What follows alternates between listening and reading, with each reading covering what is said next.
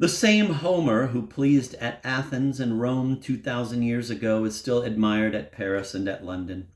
All the changes of climate, government, religion, and language have not been able to obscure his glory. Authority or prejudice may give a temporary vogue to a bad poet or orator, but his reputation will never be durable or general. When his compositions are examined by posterity or by foreigners, the enchantment is dissipated, and his faults appear in their true colors. On the contrary, a real genius, the longer his works endure, and the more wide they are spread, the more sincere is the admiration which he meets with. Envy and jealousy have too much place in a narrow circle, and even familiar acquaintance with his person may diminish the applause due to his performances. But when these obstructions are removed, the beauties which are naturally fitted to excite agreeable sentiments immediately display their energy. While the world endures, they maintain their authority over the minds of men. It appears then that amidst all the variety and caprice of taste, there are certain general principles of approbation or blame, whose influence a careful eye may trace in all operations of the mind. Some particular forms or qualities from the original structure of the internal fabric are calculated to please and others to displease. And if they fail of their effect in any particular instance, it is from some apparent defect or imperfection in the organ. A man in a fever would not insist on his palate as able to decide concerning flavors, nor would one affected with the jaundice pretend to give a verdict with regard to colors. In each creature there is a sound and a defective state, and the former alone can be supposed to afford us a true standard of taste and sentiment. If, in the sound state of the organ, there be an entire or a considerable uniformity of sentiment among men, we may thence derive an idea of the perfect beauty, in like manner as the appearance of objects in daylight, to the eye of a man in health, is denominated their true and real color, even while color is allowed to be merely a phantasm of the senses. Many and frequent are the defects in the internal organs which prevent or weaken the influence of those general principles on which depends our sentiment of beauty or deformity. Though some objects by the structure of the mind be naturally calculated to give pleasure, it is not to be expected that in every individual the pleasure will be equally felt. Particular incidents and situations occur which either throw a false light on the objects or hinder the true from conveying to the imagination the proper sentiment and perception.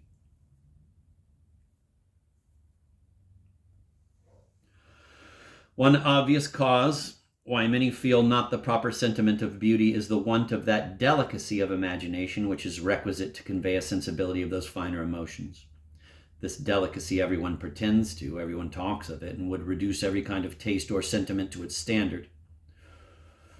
But as our intention in this essay is to mingle some light of the understanding with the feelings of sentiment, it would be proper to give a more accurate definition of delicacy than has hitherto been attempted, and not to draw our philosophy from too profound a source. We shall have recourse to a noted story.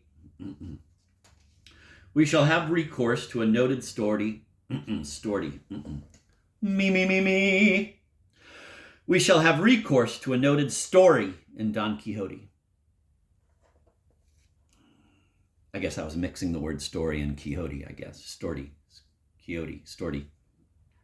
Anyway, back to the reading. It is with good reason, says Sancho to the squire with the great nose, that I pretend to have a judgment in wine. This is a quality hereditary in our family.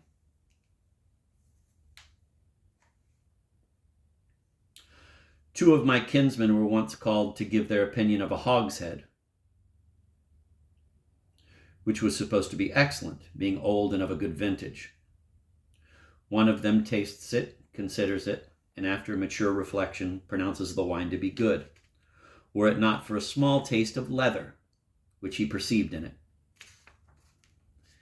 The other, after using the same precautions, gives also his verdict in favor of the wine, but with the reserve of a taste of iron, which he could easily distinguish.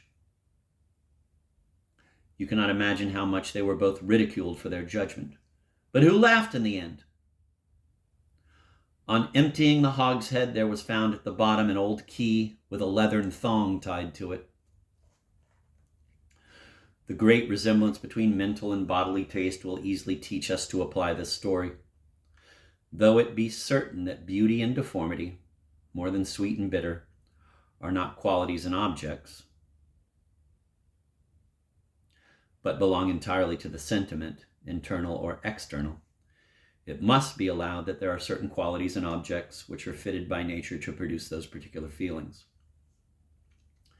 Now, as these qualities may be found in a small degree or may be mixed and confounded with each other, it often happens that the taste is not affected with such minute qualities, or is not able to distinguish all the particular flavors amidst the disorder in which they are presented. Where the organs are so fine as to allow nothing to escape them, and at the same time so exact as to perceive every ingredient in the composition, this we call delicacy of taste, whether we employ these terms in the literal or metaphorical sense.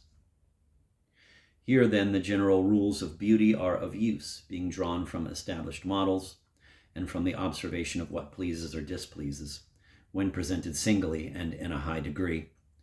And if the same qualities in a continued composition and in a smaller degree affect not the organs with a sensible delight or uneasiness, we exclude the person from all pretensions to this delicacy.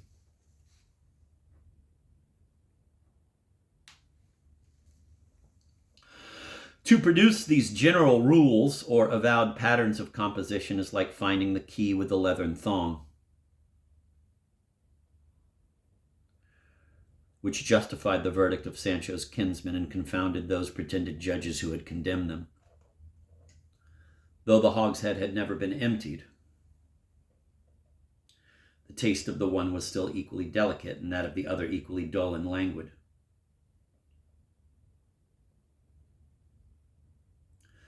But it would have been more difficult to have proved the superiority of the former to the conviction of every bystander. In like manner, though the beauties of writing had never been methodized or reduced to general principles, though no excellent models had ever been acknowledged, the different degrees of taste would still have subsisted, and the judgment of one man been preferable to that of another. But it would not have been so easy to silence the bad critic who might always insist upon his particular sentiment and refuse to submit to his antagonist. But when we show him an avowed principle of art,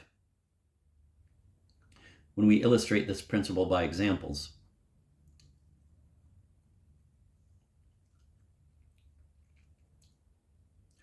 whose operation from his own particular taste he acknowledges to be conformable to the principle, when we prove that the same principle may be applied to the present case, where he did not perceive or feel its influence, he must conclude upon the whole that the fault lies in himself and that he wants the delicacy, which is requisite to make him sensible of every beauty and every blemish in any composition or discourse.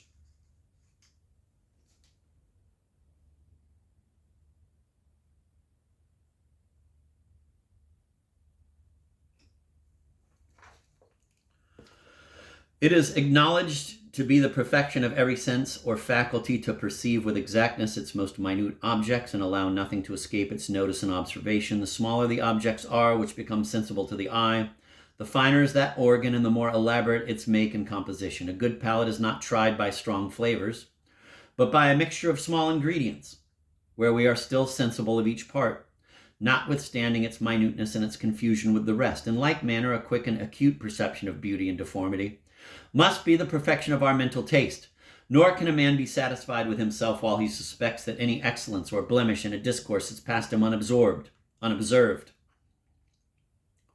In this case, the perfection of the man and the perfection of the sense of feeling are found to be united. A very delicate palate on many occasions may be a great inconvenience both to a man himself and to his friends. But a delicate taste of wit or beauty must always be a desirable quality, because it is the source of all the finest and most innocent enjoyments of which human nature is susceptible. In this decision, the sentiments of all mankind are agreed. Wherever you can ascertain a delicacy of taste, it is sure to meet with approbation, and the best way of ascertaining it is to appeal to those models and principles which have been established by the uniform consent and experience of nations and ages.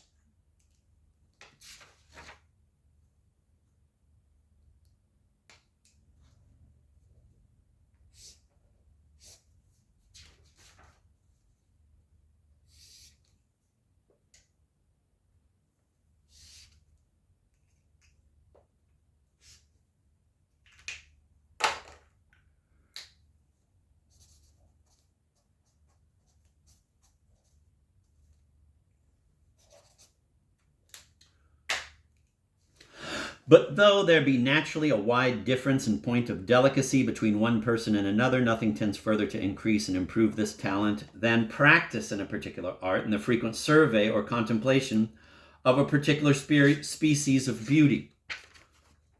When objects of any kind are first presented to the eye or imagination, the sentiment which attends them is obscure and confused, and the mind is, in a great measure, incapable of pronouncing concerning their merits or defects. The taste cannot perceive the several excellencies of the performance, much less distinguish the particular character of each excellency and ascertain its quality and degree. If it pronounce the whole in general to be beautiful or deformed, it is the utmost that can be expected, and even this judgment a person so unpracticed will be apt to deliver with great hesitation and reserve.